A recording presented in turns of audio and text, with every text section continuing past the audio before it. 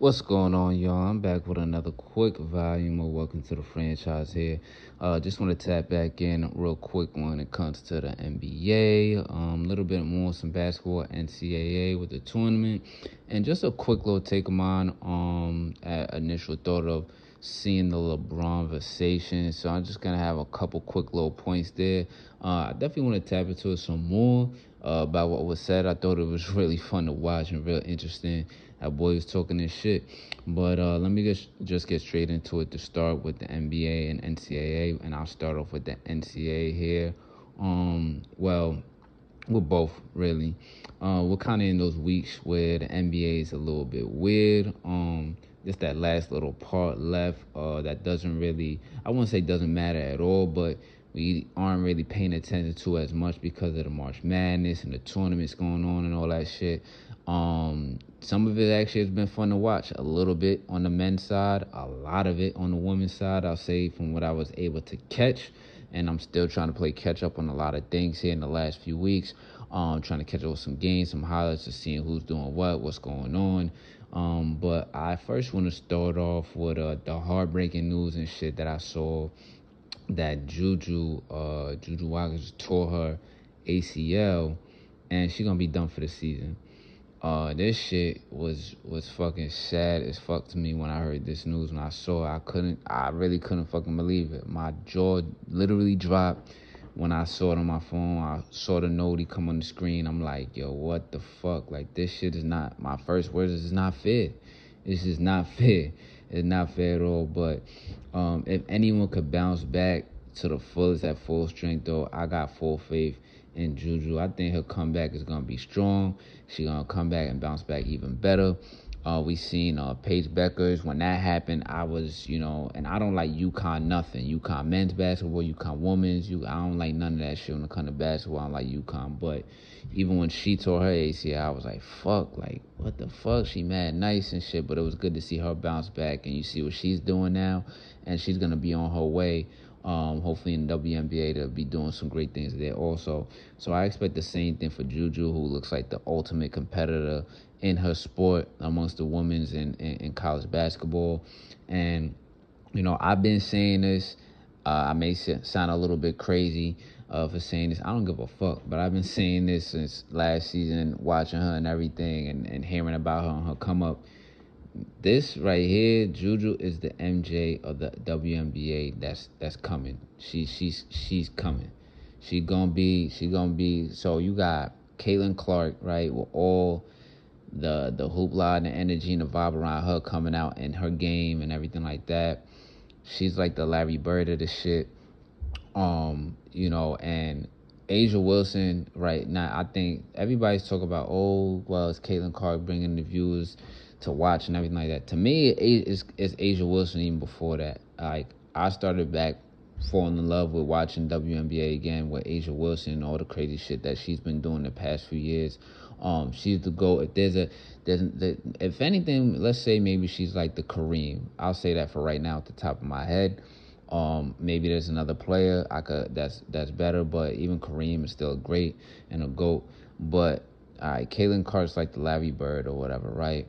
But if there's gonna be like an MJ, if there's gonna be an MJ of this shit, it's gonna be Juju, because the way that she plays, like, it's just it's out of fucking control. Like, she really plays like she's a dude out there and she wanna just kill anyone that's in her fucking way.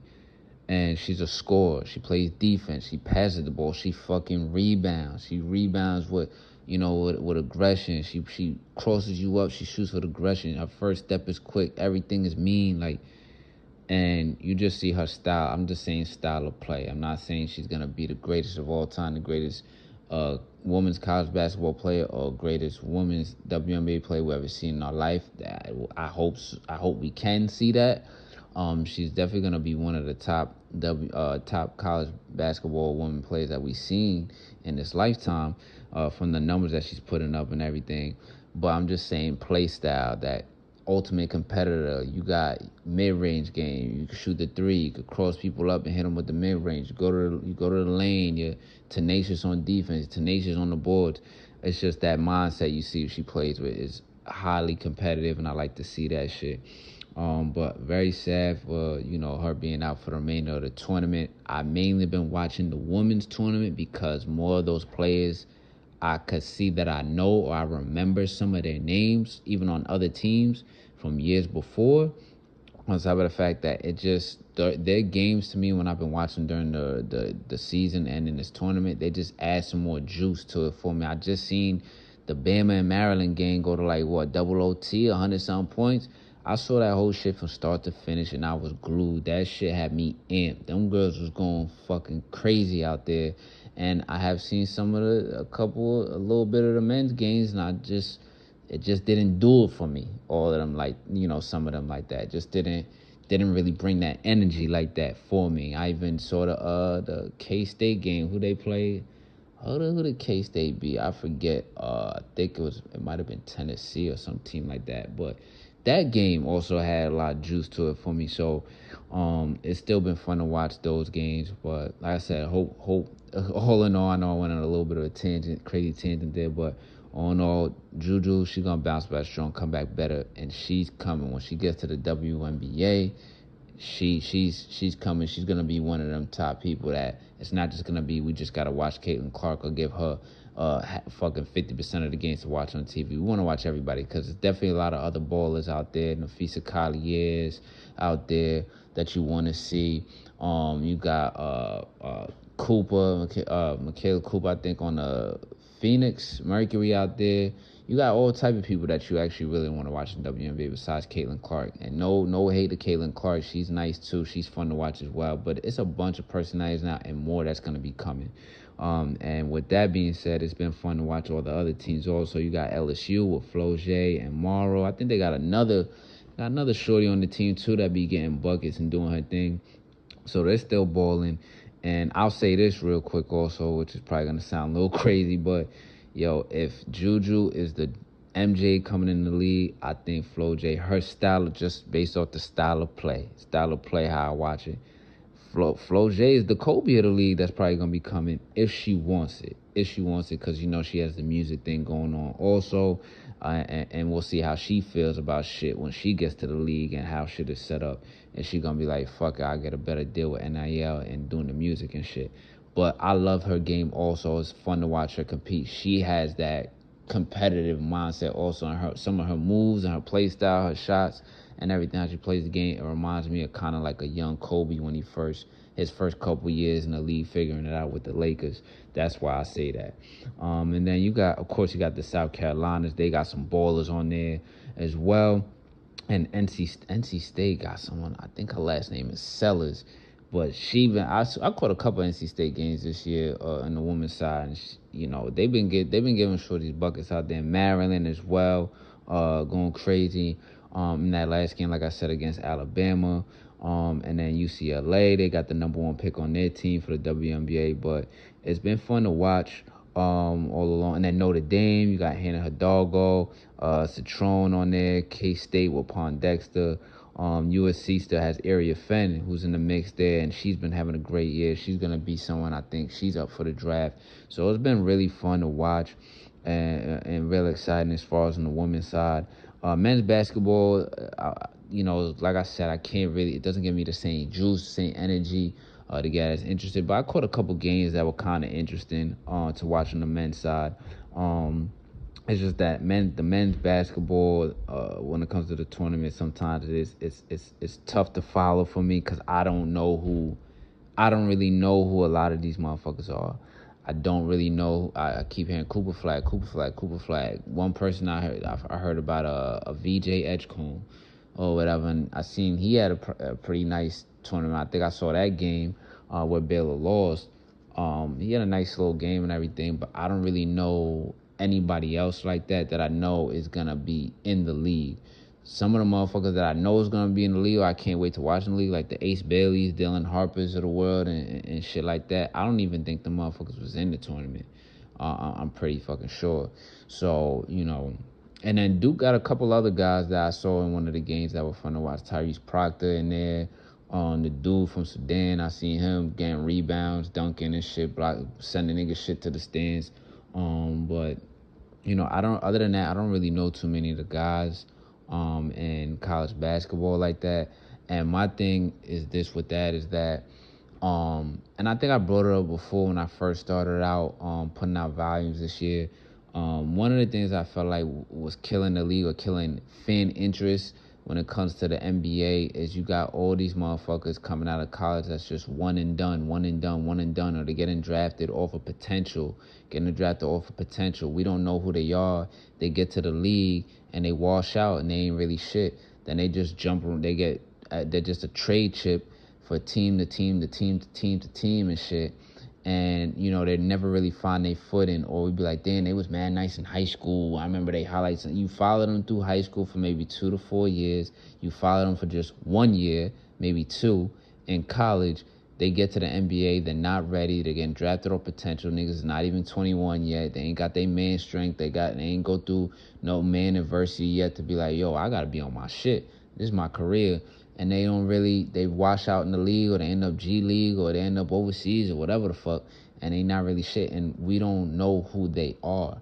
So also by the time when the draft comes up, you don't know who they are. I remember there was a time where, barring if they were a crazy phenomenon as a freshman and shit, you know what I mean, you knew who these guys were for at least 2 years or 3 years, and then when the NBA draft came up, you were excited to see these motherfuckers play in the league and which team they was gonna go to and how their career trajectory was gonna be. Or you knew I remember as a kid, this is when I really used to pay attention to the NBA draft for real. I don't give a fuck about the NBA draft the last probably 10 years now.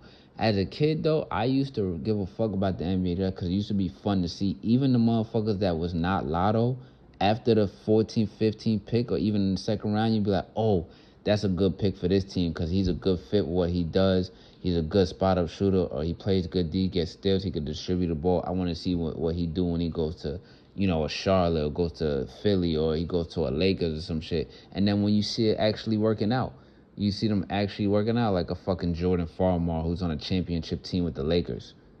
You know what I'm saying? You're like, oh shit, like it used to be fun to see that type of shit. Now you don't know who the fuck these motherfuckers are, and then they get drafted, and then there's a lot of the foreigners, the Europeans, or wherever they come from, all over Spain, Croatia, all those places out there, wherever. I don't know them motherfuckers like that, but I tell you what, when you do find out about who they are, these motherfuckers, give them about 2 or 3 years when they start actually getting burned and getting on TV. They be doing numbers. They getting buckets. The Denny Avijas and I was gonna say Santi Aldama, but he only hit probably like 2 threes a game, maybe 3 threes a game or some shit. Matas Buzelis, who put Luka in a mix last week on a highlight and shit. You know what I'm saying? Like, that's cool. But then as far as these motherfuckers that be going to these colleges and going to these quote-unquote blue blood colleges and shit, and they be in the tournament and shit and all that, whatever, you don't know who they are when they get to the league, or they ain't really shit when they get to the league.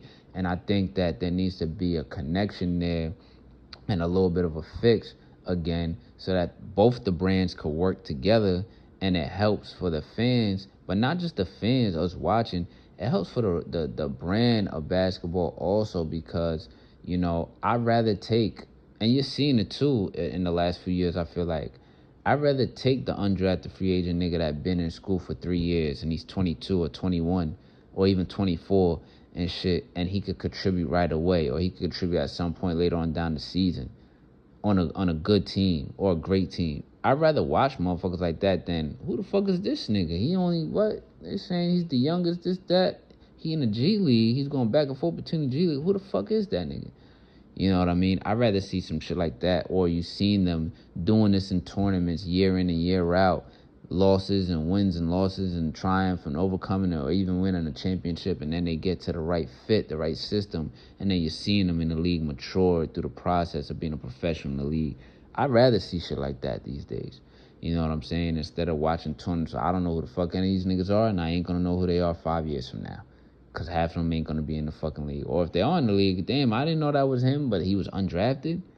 Nah, I know it's gonna sound crazy and over the top, but yo, flip this whole shit on his head and start having these lotto pick niggas be the niggas that's 2-3 year starters in college, or 2-3 years in college, or 21 plus and shit. Cause those motherfuckers, some of them they be undrafted, you don't know who the fuck they are, but the next you know they hitting 3-corner threes and playing good defense for the Clippers on a pivotal night to have them as a 4 seed or a 5 seed or some shit. You know what I'm saying? That's just my piece on that. Before I wrap this up here, I just want to have my quick little points on what I took from the LeBronversation on the Pat McAfee show is, we already know about all the shit about him punking Stephen A. Smith, they beef and all that shit or whatever. That was kind of funny, whatever.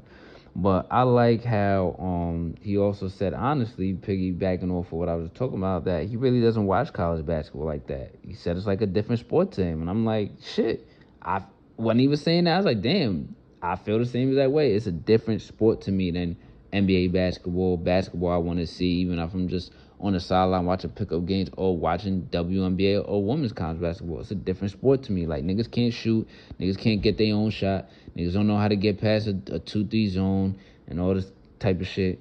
But he said it's like a different sport to him. He doesn't really follow it. And I think there's something to that where, like I was kind of just saying, a good amount of fans probably would feel or say the same thing, feel the same way and everything. I also love him kind of trolling and shit. I like that. I thought it was funny. It was a lot of trolling. All the other media pundits and talking heads like taking offense to it. And Giannis wouldn't score 250 points. Giannis wouldn't even do it. I'm like, what are we talking about here, man? He's just trolling. He's trolling because he's showing y'all how much y'all. Some of them are experts and good at what they do, analyzing the game, but sometimes they're fucking dickheads and they're idiots. Some of the crazy shit that they be saying is like, are y'all trying to troll us? So I thought it was funny that he was trolling a little bit and just talking his shit for real and being honest, and then just shedding a little bit of light on Bronny's development and everything. And it was something that I thought as well, like, yo, you're talking about, and let's take away the fact that he's LeBron's son, right? Not just that. We already understand that, right? But this is a young kid who had cardiac arrest, and he has to learn everything all over again. But he's been playing basketball his whole life. Obviously, he has it in his genes that he's gonna be a great basketball player or a great athlete. It's gonna take time, and motherfuckers was talking like, yo, he can never play in this league. It's just hate. It was just hate. I was of the mindset, I'm not saying he gonna be some perennial all-star or he gonna be averaging 25 plus in his career or some shit like that. But I was like, and they're like, he don't got the body, he don't got the handle, this and that. There's a bunch of niggas like that are in this league playing, whether they're on the bench or whether they come in for a few minutes or not. And I was like, Bronny's gonna be able to have a place in this league. I thought so, at least. But coming back from cardiac arrest, and now you've seen his development now, I liked how he spoke about that part of it and shedding his light. And it wasn't just about, oh, Stephen A. always talking shit, and my son gonna be, he shed light on, he kept it real. I like that part of it, and that's what I took. And then also going back to the talk of, like, the different eras and comparing eras and everything like that. It's like, okay, I understand what you're saying there now. Like, yeah, you're right about that from what he said. Because a lot of the things that people do say, this player wouldn't play in that era, that player wouldn't play in this era, when it comes down to it, at the end of the day, like, it really is some bullshit. You can't really say that because the game always evolves and everyone's going to add something different to the game. Now, there are some things that water it down and fuck it up, in more recent times, but honestly, I'm not going to be real. I have eyes, and I have eyes, and we all have access to the internet and Google and YouTube. There's some bullshit that was going down back in the day as well. You know what I mean? But I'm not one of them guys that's like that want to be like, oh, this person can't play in this era and that era and da da da da. Yes, there's context with like, yo, if MJ played in this era, you probably would average fucking 50. But would he have the rings though? Because you have all the clicking up and low key super team shit going on and everything, and it's his turn this year league, and then it's his turn that year league, and you know what I mean? Would he have as many? I have no doubt MJ would have multiple championships, but would he have 6 or more? I mean, I'm not saying he wouldn't have 6 or more. You know what I'm saying? It's just up for debate. I'm just saying it there, a little devil's advocate there. And then the other thing I really, really like, my favorite part of it from what I was able to take before getting more into it, is that he was talking about how he wanted to get back to, how he likes getting back into the talk shows or the podcast about the real game, analysis of the game, what made you fall in love with the game for the real love of the game, and not all this other weird ass personal bullshit like the First Takes and the Undisputeds and all these other fucking shows and shit that talk all this personal shit, want to be goofy. I get it. They all have a job to do. These studios need to engage the casual fan or people that's, on the road at work, or people that's doing work from home. I get all that. But I like that. I'd rather listen to shit like that more times than not. Hearing some, those little talk shows sometimes it is fun. Sometimes it's fun to laugh a little bit. But me, I like to consume my kind of sports talk content 80% of the time, 75 to 80% of the time on the game. For the love of the game, you know what I mean? So I like how you brought that up, and that's what I took from the conversation, if anything else. So it was fun to hear that, and I would like to dive deep into a little bit more within the next coming days or coming weeks if I had time. But that's going to wrap up this quick volume of Welcome to the Franchise for y'all out here. So y'all be easy.